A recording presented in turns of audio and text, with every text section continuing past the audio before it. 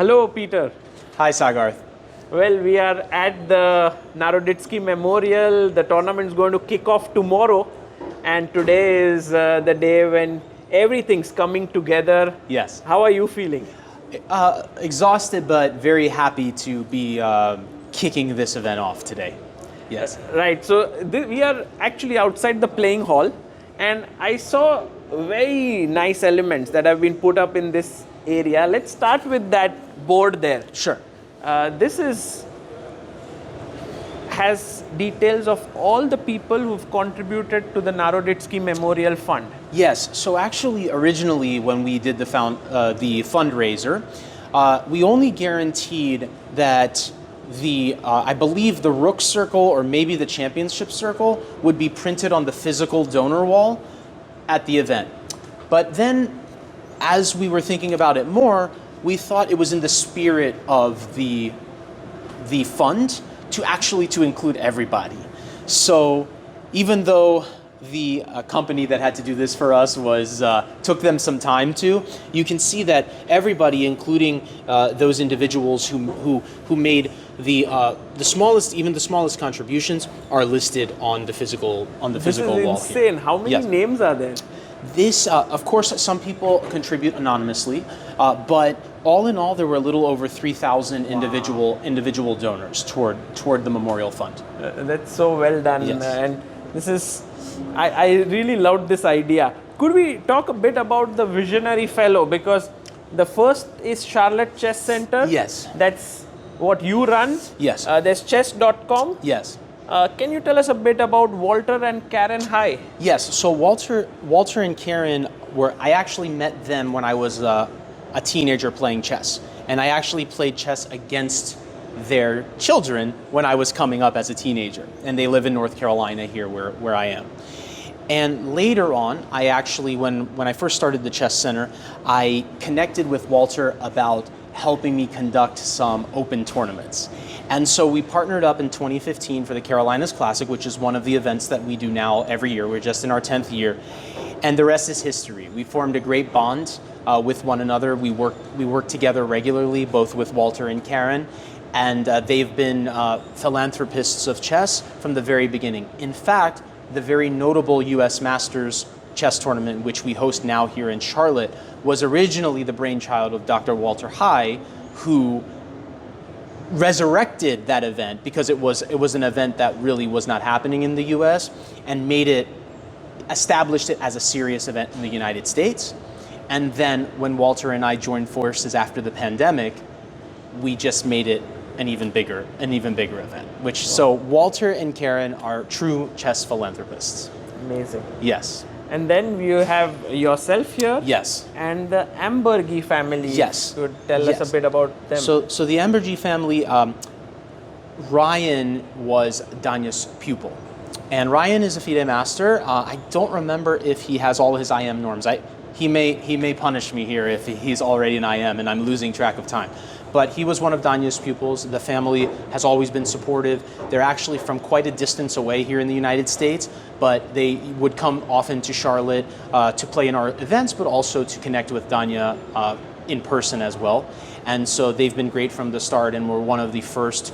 All of these donors here, of course, myself, and on behalf of myself and also the company, was the one to seed it and then encourage others to give. But these were among the first donors to contribute to the fund. So we're very grateful that we had the support of these individuals. Amazing. And I think the amount has now reached above 1 million? About 1.2 million.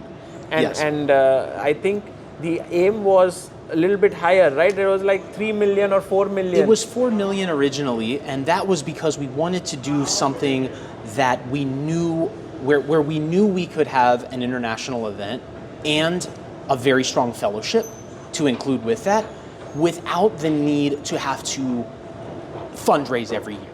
We wanted it to be an endowment that we could gently grow to support these things. We didn't get there, and that's okay. We are committed to doing what we say we're going to do, which is this yearly memorial tournament and the fellowship. We just have to approach it a lot differently. So my role since not meeting that goal, has had to be much, much more active in devoting more resources from the Charlotte Chess Center side and my own personal side, but also, of course, a little bit more fundraising efforts on my behalf. And it's not something I regularly do because the Charlotte Chess Center is not a nonprofit. The Charlotte Chess Center Foundation is, and that's what houses the Memorial Fund. And we are all volunteers that work for the foundation. So no one is getting paid, and none of the money that is used for the Memorial Fund goes to me or the Charlotte Chess Center in any way. That's amazing. Yes. And so the prize fund is $50,000. Yes. Then there's the fellowship fund, which is $50,000. Yes. And to organize such an event, Yes. has so many other costs. Yes. Like the playing hall, Yes. the travel, stay, Player and so many. accommodations and creator accommodations. Yes. So all of this actually takes the expenses quite high. Yes, expenses for this event are just over $300,000, and that is just something that we've absorbed even more costs than that as the Chess Center, just by devoting our resources and materials and resources to it. But the actual cost is just over $300,000 to do this tournament. So I know there had been some scrutiny online about, not having a higher prize fund or something like that, but the reality is it's not just a prize fund. It's a lot more than that. It's this beautiful venue here in downtown Charlotte. It's managing 400 players and spectators. So, there's just a lot more that goes to it than maybe people see on the surface. And what you have in mind is that you want to keep this going. Yes. And not do just a one-off event. Exactly. If we were just doing a one-off event, of course we could have done that. But in order to do it in perpetuity, we have to make sure that we're responsible with the capital that we raised. And also, of course, we have an obligation to have the fellowship portion of it, which is very important to us. You know that there's always this discussion about funding in chess, not enough funding in chess for junior talents to support their professional careers in chess. And Danya himself, of course, was a recipient of the Samford Fellowship, which is one of the few fellowships, scholarships that we have for chess players in the United States. So we thought it was very fitting to do one in his name to support talents in the United States. So it's very important for us that we are fiscally responsible with how we manage the fund. I know it seems like a lot. It's $1.2 million. It seems like a lot, but you can really dilute that with just even an event like this can really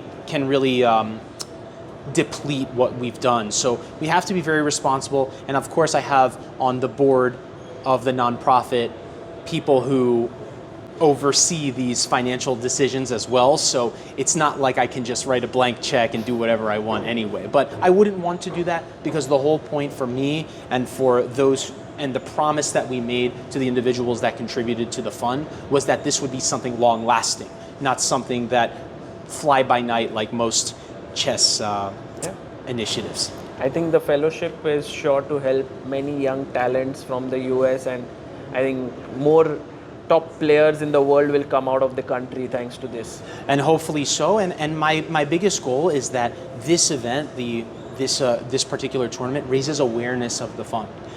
Any contributions toward the fund that will continue in the future, as long as the event itself does not deplete the fund, the remaining proceeds that we earn from dividends every year on the principal amount that we raised will all go to the fellowship. Okay. So that's very important for us. So the less we lose on an event like this and the more we're able to raise, the more we're able to give back to the chess community. Frankly, I think an event like this gives back to the chess community. There are so many great players here, content creators here. I think this is an incredible thing for the fans, even those who are not here, watching from home, watching the commentary, their favorite personalities and players. So we want to see that continue in the future.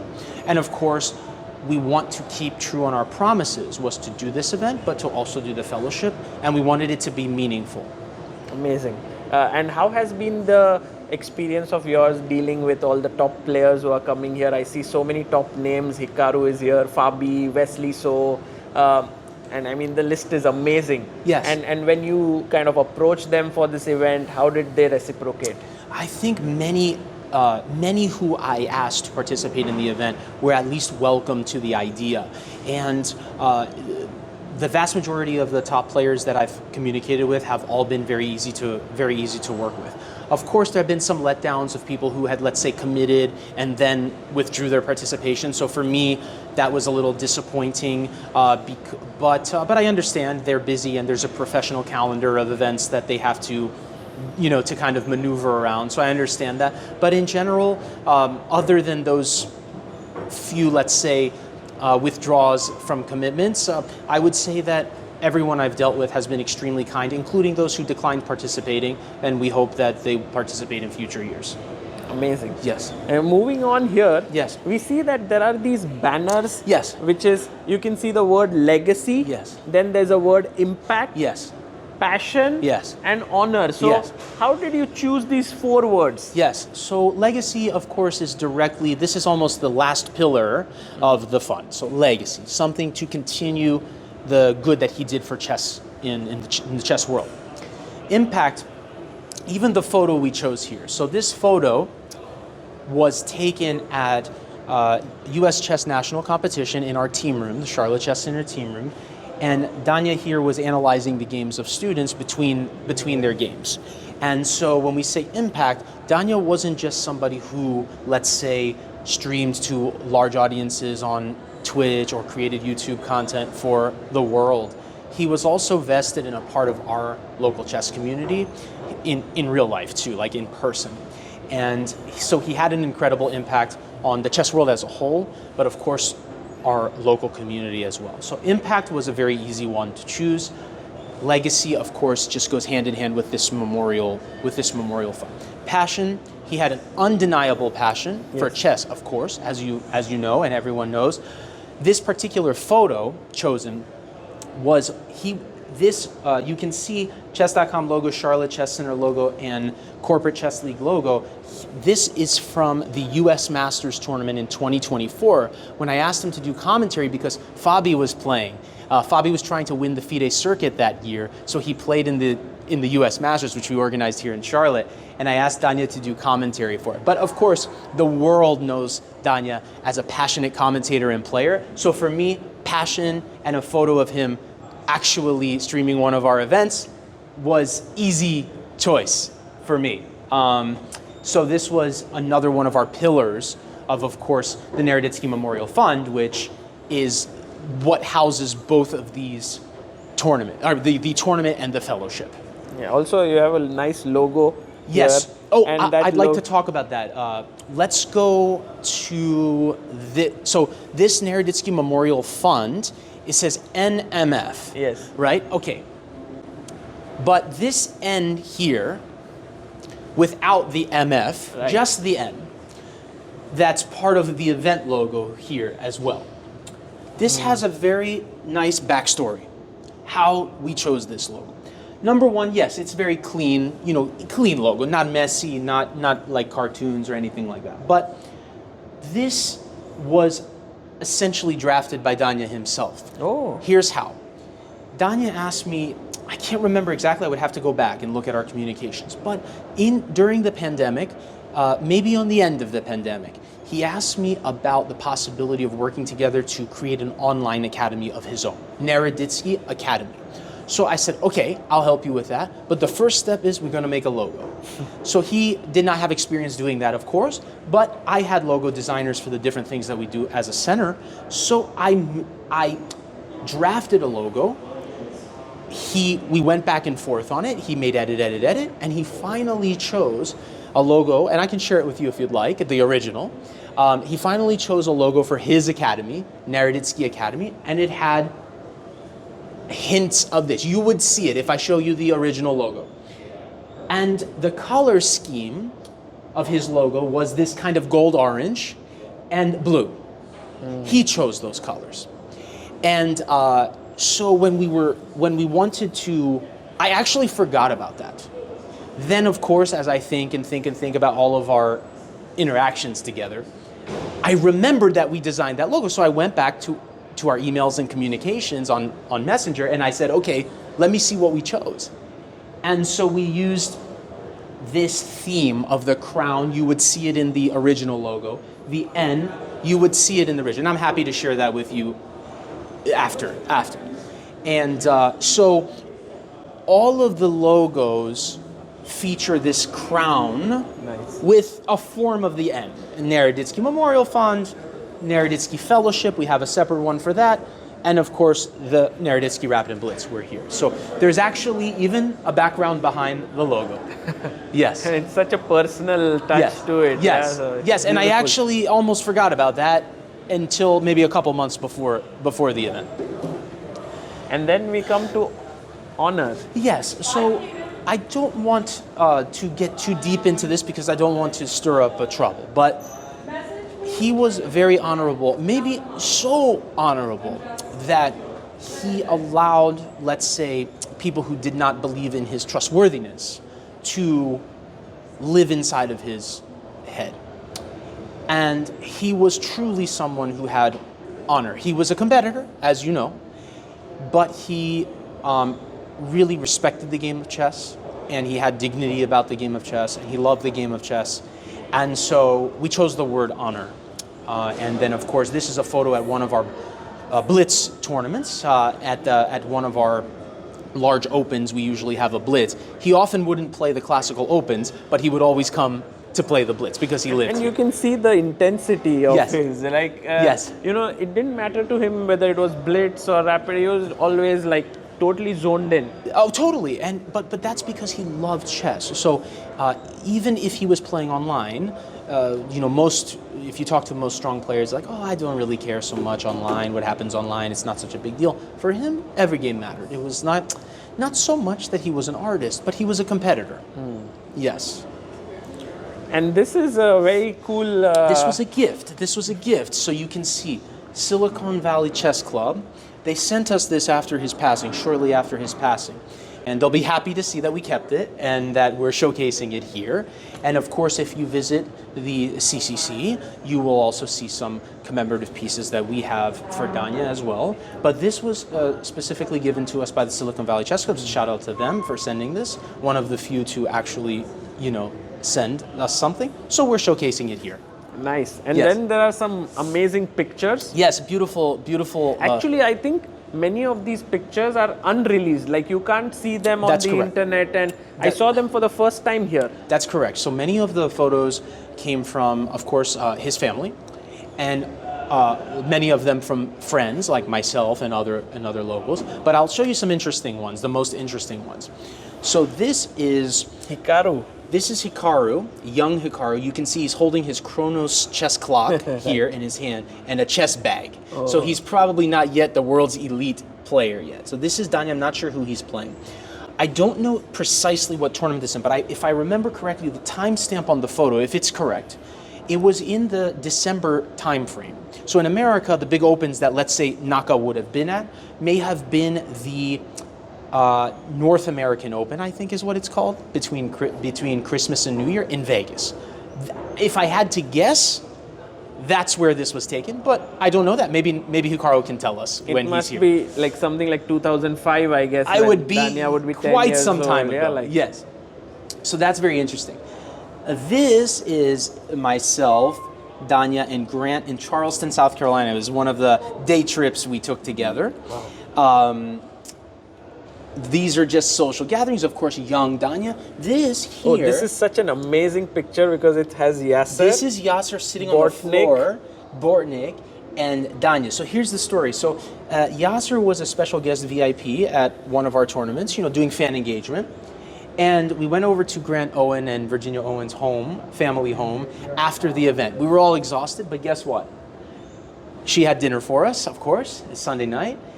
And what happens? On the floor, you have Yasser and Danya playing Blitz, and there's another one with Bortnik playing as well. And here is with Magnus. This is Magnus. I believe this was in, where did they have? Madrid. Either Madrid yeah. or During the candidates. I think it must have been when Magnus visited. I believe that's the case. And there was a Blitz tournament at one of the local chess clubs. Right. And he was there. This is his brother, Alan. Right. This is his mother, Alina. And then, of course, some young photos mixed in and some older photos mixed in, some social photos from us. Here was at one of our elite camps. You can see Jakub Agard here, Right. Veselin Topalov, and Danya here, of course, and a lot of our local peer group. We were very tight, very closely knit peer group. And my favorite photo, my personal favorite photo, of course, is this one. Oh. So Danya's deadlifting weight here, you can see that actually quite a lot. So each of those large weights is 45 pounds. So actually quite a big lift here. And I'm impressively looking at him here in the background. This is at the gym. We would go to the gym together at the beginning when he was first here for a few years through the pandemic. And I'm looking at him like, kind of like, dang, you know, that's impressive. I didn't know you could do that. So I really love that photo. I didn't know it was captured originally, but it was from our trainer had this photo on the files. So that's my personal, of course, favorite, but he has many photos. These photos he was a huge NBA fan. Mm-hmm. Yeah, he played well as well, right? Yes, he liked to shoot. He was a great shooter. And so he loved NBA. And I loved this one with Boris Spassky. Yes, he had this actually in his office, in his streaming office, this photo of Spassky. And that one, I believe, was signed, and we have that, of course, separately, not here. Mm-hmm. And yes, of course, you can't ignore this photo with Kasparov here. When you come here, I think that's the first one that meets your eye. Yes.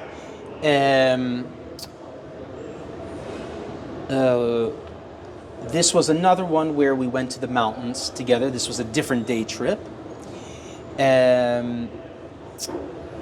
Yes, and of course, young photos of here. This is his father, Vladimir. He's a little bit cut off here. This is father, Vladimir. Mm-hmm. And of course, mixed in, we have him playing James Canty in the Blitz here.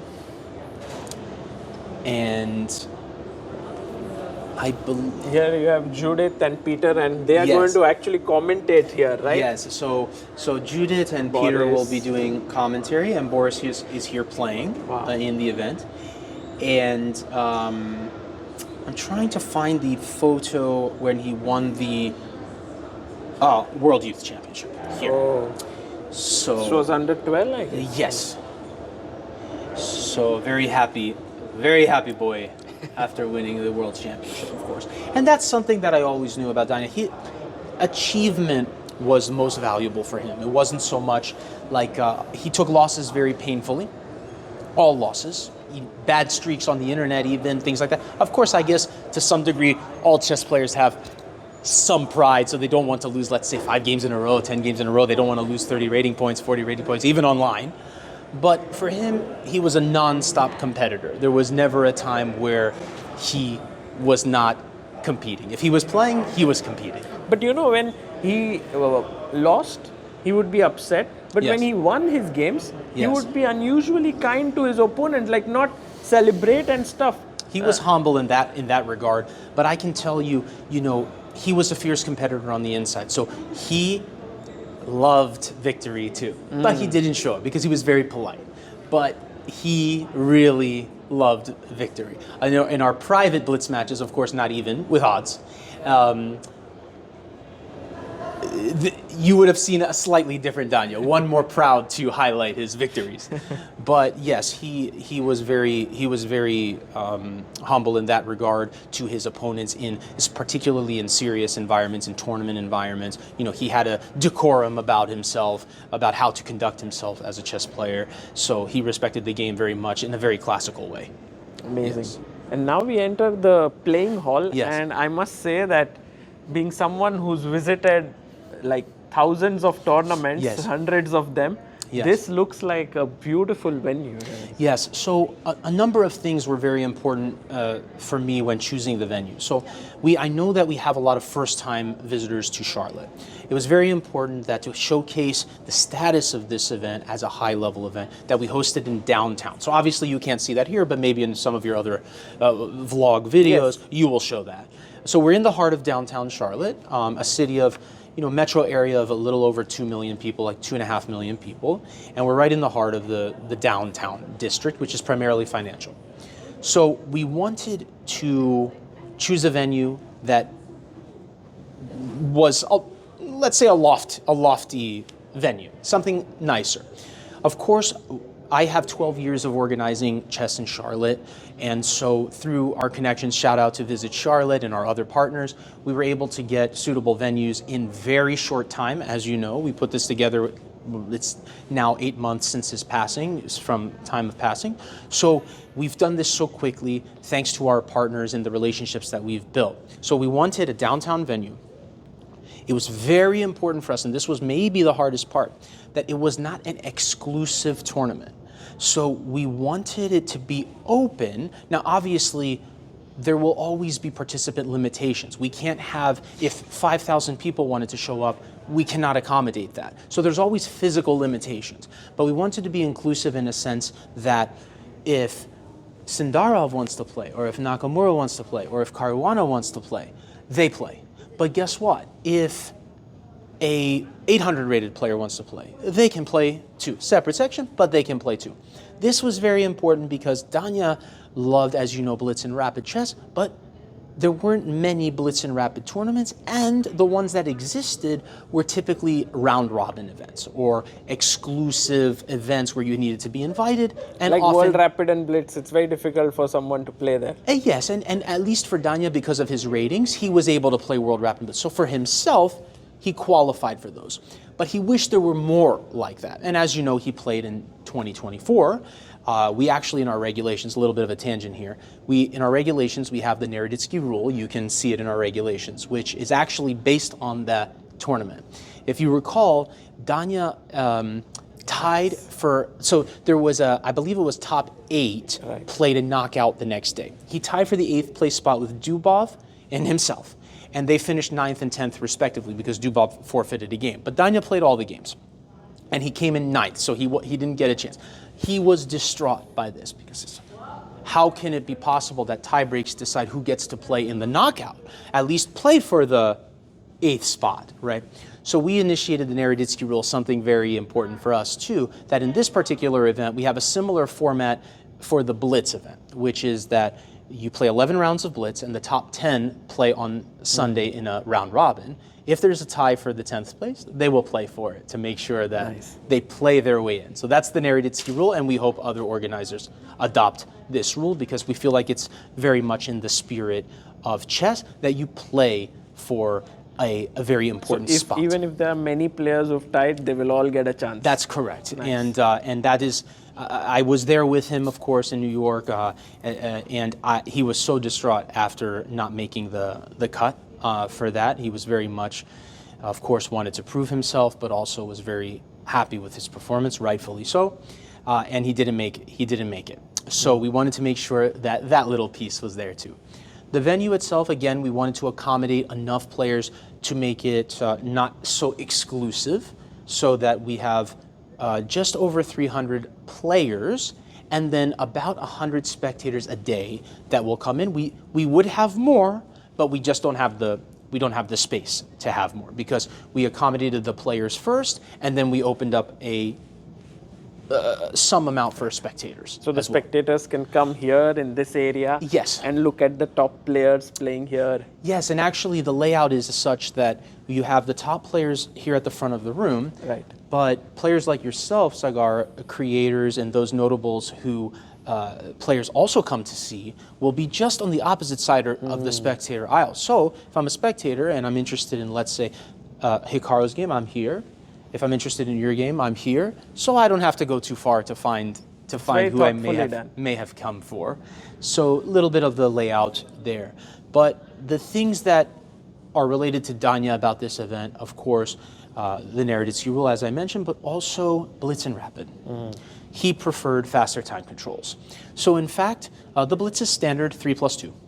But Rapid is a little fast Rapid. It's 10 plus 5. It's a little bit faster than typical FIDE Rapid time 15 controls. plus 10 is the usual 15 plus 10.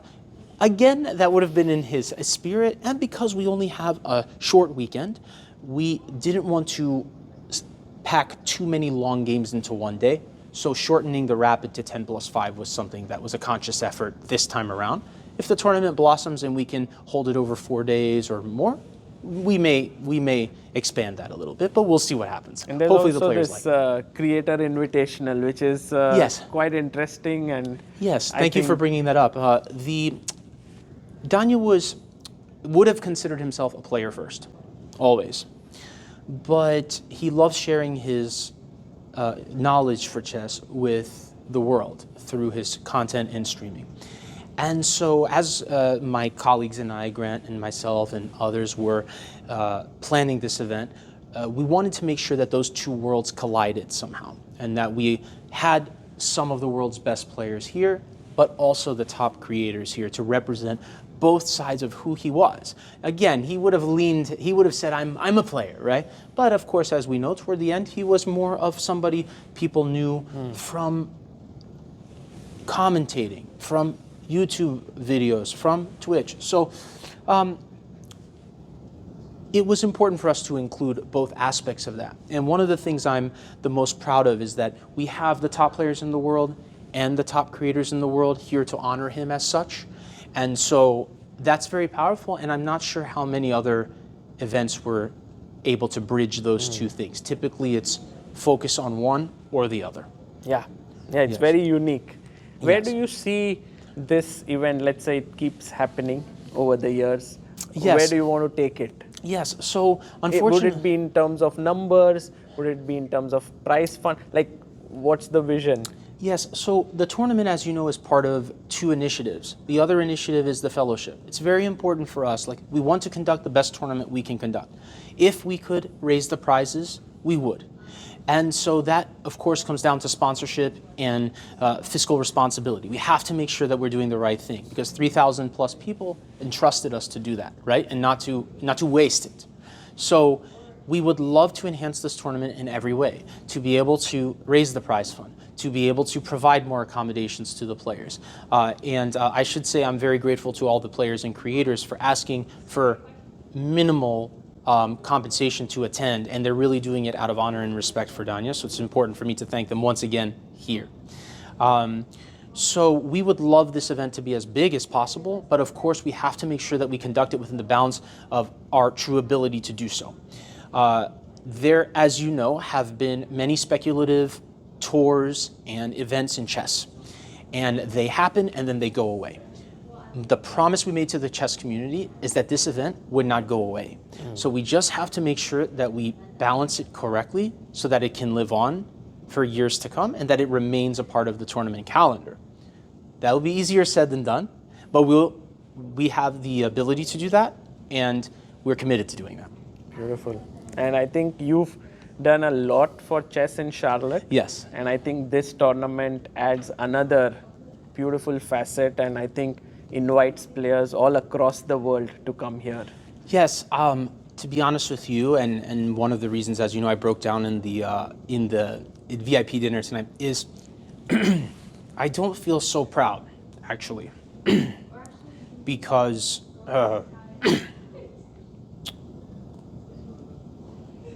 sorry, let me.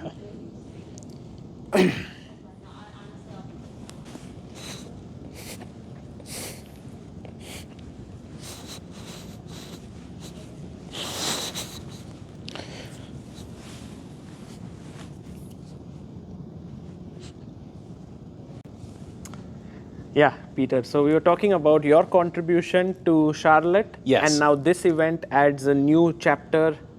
Yes, yes. So since 2014, when the Charlotte Chess Center was created, this was just basically a idea of mine as a college graduate, and I never thought in a million years that I would be here talking to you or anything in a similar way. But from that moment in 2014 to now, day to day within our chess community, we are invested in every way. So whether it's teaching like a 4-year-old how to play chess, or running countless events at our clubs and our center, we have 2 locations, so our 2 centers, or norm round robin tournaments, our large opens, it really evolved into something, but we're the most proud of what we do day to day. This event, of course, is a great tribute to Danya and something that required an incredible amount of work, and we're very happy and proud to have done this event. To some degree, I have to be honest with you that I'm not as, let's say, proud to be conducting this event because, well, it kind of spawned it spawned in a way that was tragic, let's say. And so I am happy to be leading this for Danya, and I think I'm the right person to do it. And as you can see, I think you know that we have the ability to do this. It's very important. Danya lived here in Charlotte. We were close friends, as were many of my colleagues and those around me. So we worked tirelessly to put this event on. So we're proud of that. But of course, we'd rather have Danya than have this tournament. But it's important that we do this as a tribute to him, along with, of course, the other initiatives that we have. So it's kind of a delicate thing for me because this is an incredible event. There's no denying that. We have some of the best players in the world and the best creators in the world. I wish we were hosting this event under different circumstances, but at least for what it is now, we can at least be proud of that. Thank you, Peter, for being generous with your time, for giving us a great tour of this entire venue, and I can't wait for the games to begin tomorrow. Same here. Thank you, Sagar.